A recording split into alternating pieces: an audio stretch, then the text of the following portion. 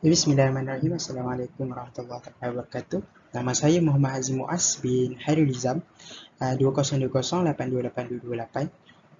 Saya akan melakukan tugasan perbentangan di dalam video ini.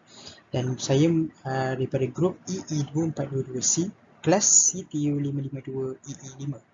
Dan juga pensyarah saya merupakan Ustaz Muhammad Azri Muhammad Zaini.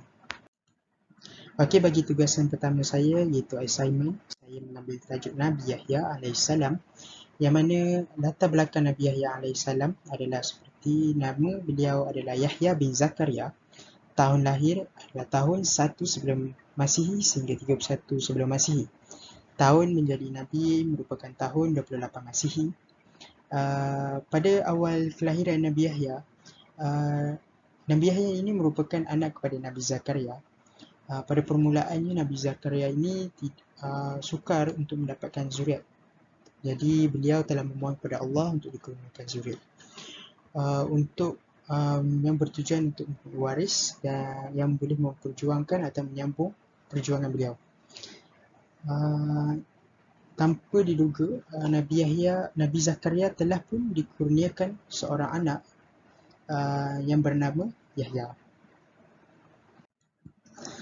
Bagi sifat-sifat Nabi Yahya alaihissalam adalah seperti musyaddiqan bi kalimati minallah, sayyidan asyuran, nabiyan min al-shalihin, dan juga perwatakan baik seperti suci, taat, tidak sombong dan memberontak, soleh, terhormat, berprinsip, integrasi tinggi, pandai menjaga hawa nafsu, cintai haiwan dan juga tidak suka membuang masa.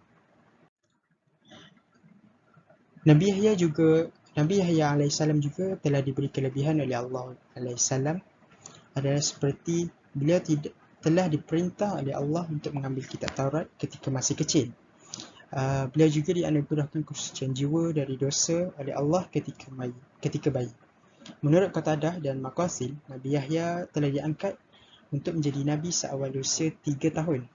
Manakala Ibnu Abbas pula berpendapat bahawa beliau telah diangkat untuk jadi Nabi seawal umur 7 tahun.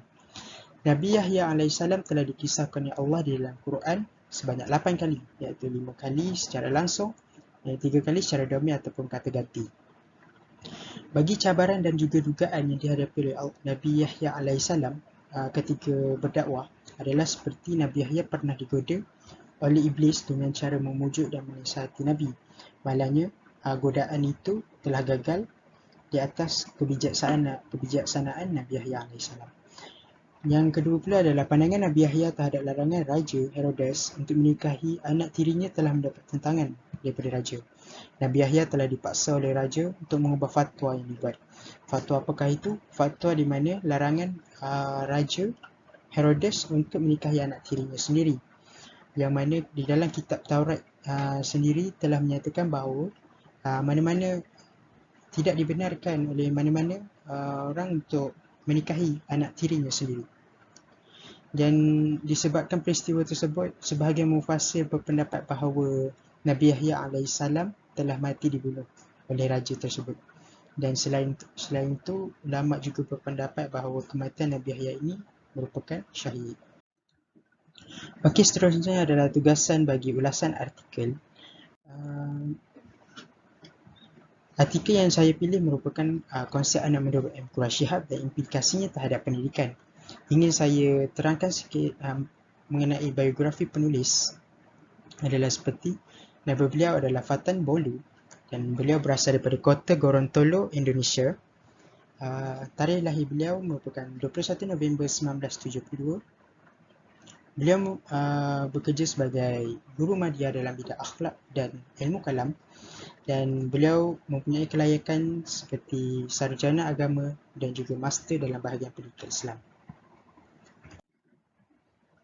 Di dalam artikel ini terdapat 6 konsep anak menurut M. Quresh Shihab yang telah dihuraikan adalah seperti yang pertama adalah aulad.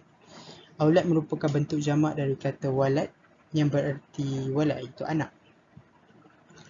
Menurut Shihab, aulad itu menekankan sifat berhati-hati dalam mendidik anak.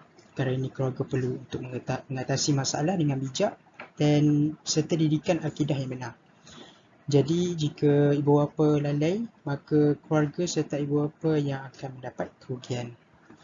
Yang seterusnya adalah Al-Banun. Al-Banun merupakan jamak dari kata Ibnu yang berarti anak lelaki atau Banat berarti anak perempuan.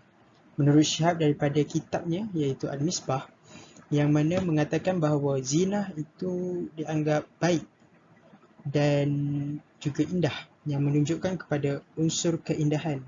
Selain itu, penamaan zina itu juga lebih tepat menurut Syihab dengan membawa maksud sesuatu yang berharga.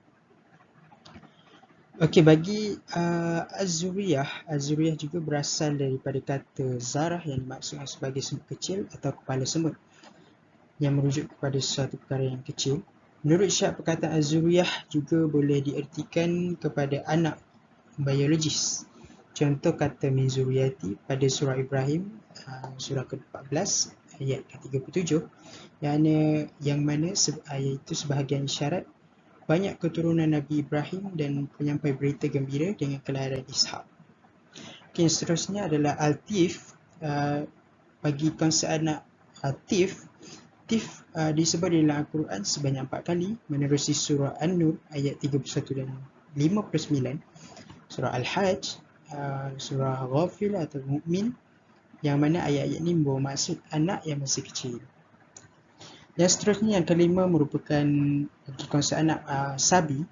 Perkataan Sabi ada disebut dalam Al-Quran sebanyak 2 kali, iaitu di dalam surah Maryam ayat 12 dan juga 29.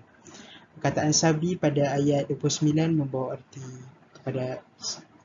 kepada Sabi, iaitu anak yang masih bayi. Dan akhir sekali merupakan Gulam, yang mana Gulam ini di dalam Al-Quran disebut sebanyak 13 kali, yang mana ianya berada pada 8 surah dan satu daripadanya menggunakan perkataan Wilman. Perkataan Gulam yang ada di dalam ayat yang menunjukkan arti anak lelaki, yang mana merupakan maklumat kegembiraan kerana akan lahirnya seorang Nabi. Okay, seterusnya adalah implikasi terhadap pendidikan anak-anak. Di dalam implikasi terhadap pendidikan ini, penulis telah memberikan 6 contoh-contoh pendidikan yang perlu diberikan kepada anak-anak, ada seperti pendidikan akidah. Yang pertama adalah pendidikan akidah, yang mana setiap kelahiran membawa sifat ilahiyah, yang itu sifat mutlak, iaitu sifat fitrah agama. Pendidikan akidah dan tauhid sudah ada bermula dari rahim lagi. Potensi anak akan berkembang mengikut cara didikan dan bakat itu sendiri. Seterusnya, pendidikan ibadah, yang mana di dalam pendidikan ibadah ini perlu adanya pengenalan atau pembiasaan dalam beribadah. Dan daripada pengenalan dan juga pembiasaan ini perlu adanya contoh yang diberikan oleh ibu bapa. Seterusnya adalah pendidikan akhlak, itu orang tua berperanan dalam mendidik akhlak anak-anak. Contohnya seperti ibu bapa mendidik anak-anak itu dengan akhlak-akhlak yang terpuji. Dan seterusnya adalah anak akan lahir dengan kepribadian yang baik manakala orang tua dan guru mendidik dengan kasih sayang. Seterusnya adalah pendidikan Al-Quran. Di dalam Islam sendiri, mengajar Al-Quran itu adalah merupakan satu kewajipan yang untuk diberikan kepada anak-anak, dan anak-anak juga boleh memahami agama itu sendiri melalui pembacaan dan pemahaman di dalam Al-Quran itu sendiri. Seterusnya adalah pendidikan puasa dan juga haji. Bagi puasa kepada anak kecil adalah tidak wajib, tetapi perlunya ada latihan untuk menguruskan diri serta melatih diri apabila tiba saat balik. Seterusnya, perlu diberi pengetahuan tentang puasa kepada anak-anak. Ibu bapa perlu memain peranan ketika ini untuk memberi pengetahuan kepada anak-anak mengenai puasa itu sendiri. Dalam menunaikan haji, anak kecil tidak menjadi satu kewajipan untuk menunaikan haji, tetapi perkara ini tidak dihalang.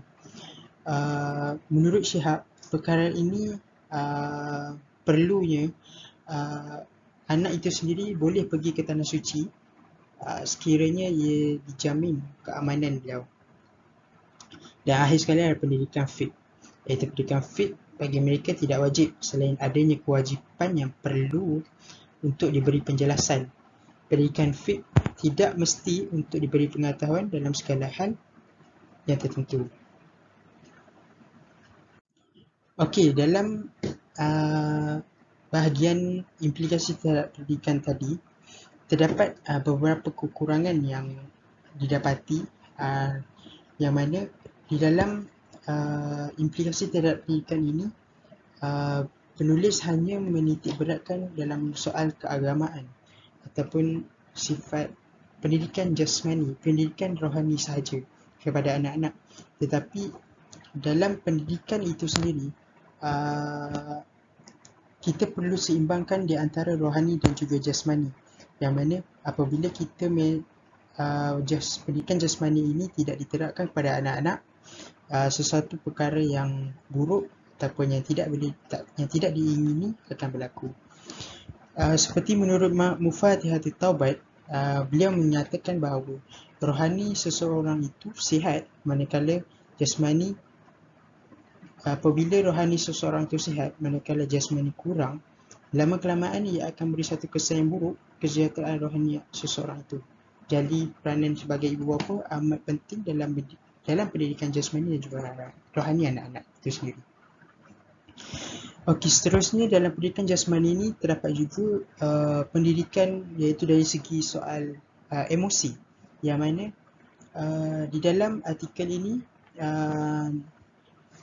iaitu daripada Roziah Ismail, perkara ini kerana pengabaian yang dilakukan kepada anak itu merupakan bentuk pengabaian yang ekstrim, seterusnya akan membawa pada satu kemudaratan yang lebih besar atau gangguan, iaitu gangguan atau kerosakan psikologi dan fizikal kepada anak-anak tersebut, iaitu seperti pengabaian anak-anak dalam soal kesihatan, psikologi, pembelajaran beliau dan sebagainya. Selain itu juga pendidikan jasmani itu sangat penting dalam pertumbuhan anak-anak dalam menjaga tubuh badan, mengelak daripada perkara yang melemahkan serta merawat anak-anak sekiranya ditimpa penyakit. Ini dalam soal kesihatan anak-anak itu sendiri. Apabila kita tidak menjaga kesihatan anak itu, secara tak langsung pertumbuhan perkembangan anak-anak itu sendiri akan terganggu. Seterusnya, menurut Ahmad At-Tabi ataupun daripada dan juga Ahmad Burhanuddin menyatakan bahawa ibu bapa seharusnya memerhatikan segala gejala penyakit yang menimpa anak-anak sejak awal perkembangan anak-anak itu lagi. Hal ini dapat mengelakkan daripada proses pembesaran anak-anak itu tidak terganggu dan juga tidak membantukan proses pembesaran mereka. Sekiranya ibu mendapati seorang anak itu terkena penyakit, peranan ibu bapa perlunya untuk menghantar beliau ke hospital untuk mendapatkan rawatan penyakit. Secara tidak langsung dapat menghalang anak-anak daripada ditimpa sebarang penyakit yang seterusnya akan membawa satu malapetaka yang lebih besar di masa akan datang. Itu sahaja daripada saya. Sekian, terima kasih. Assalamualaikum.